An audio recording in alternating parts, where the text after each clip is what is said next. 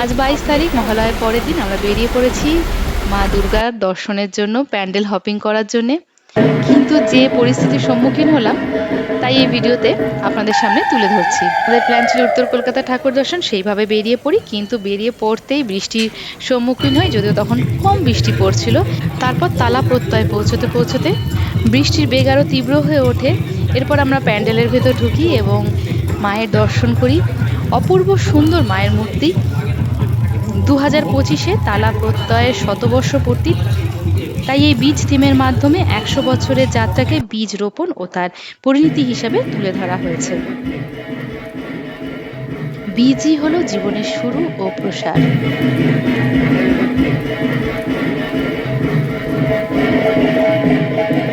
আমরা চলে আসি বাগবাজারে, সেখানে বৃষ্টির তীব্রতা আরো বেশি, দেখতেই পাচ্ছেন কিরকম বৃষ্টি পড়ছে।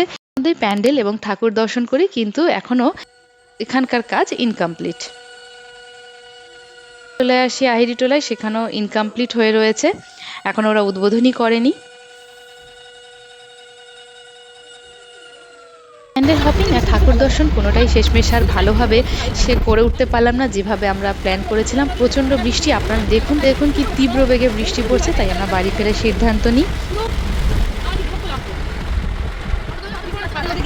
ফেরার পথে আমরা বেলঘরিয়ায় এই তাজমহলটা দেখতে পাই, অপূর্ব সুন্দরভাবে তৈরি হচ্ছে, কিন্তু এটা এখনো অসম্পূর্ণ।